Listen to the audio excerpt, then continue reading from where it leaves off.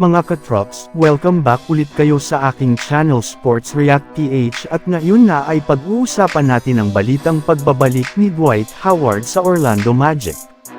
Pag-uusapan na rin nga natin ngayon dito sa ating panibagong video ang sinabi ng mga bagong manlalaro ng Los Angeles Lakers sa ginawa nilang Media Day.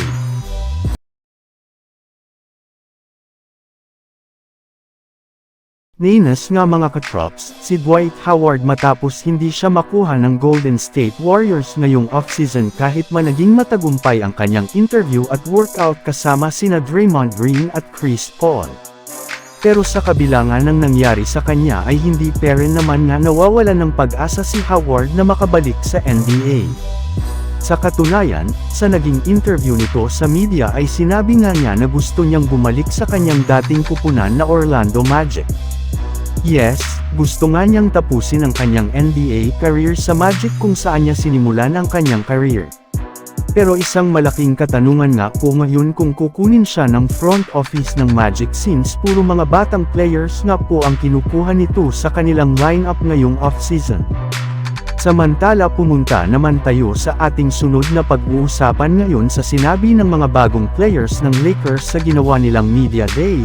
Di maliban nga mga katrops, sa mga superstar ng Los Angeles Lakers ay nabigyan rin naman nga po ngayon ng pagkakataon ng kanilang mga bagong players na magbigay ng kanilang pahayag patungkol sa kanilang mga aasahan sa kanilang bagong kupunan. At inumpisahan nga ito ng kanilang bagong center na si Christian Wood na nagsabing papatunayan na daw po niya sa mga fans na malaki ang kanyang maiaambag sa kanyang bagong team na Los Angeles Lakers na isa na rin naman nga daw pong championship contender dahil sa lalim ng kanilang lineup.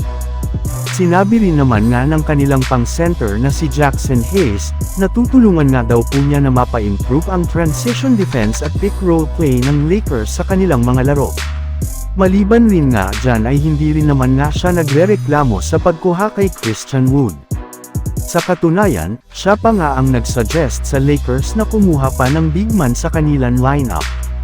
Inamin rin naman nga ni Gabe Vincent na excited na siya na i-represent ang Lakers sa kanilang mga darating na laro ngayong season.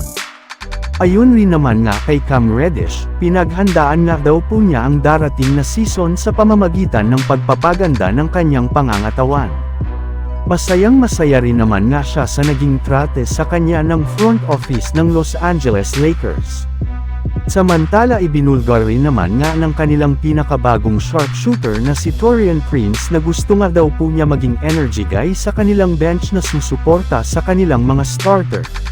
Sinabi rin naman nga nito na 100% nga siyang sigurado na aabot sa 40% ang kanyang shooting sa kanilang mga darating na laro.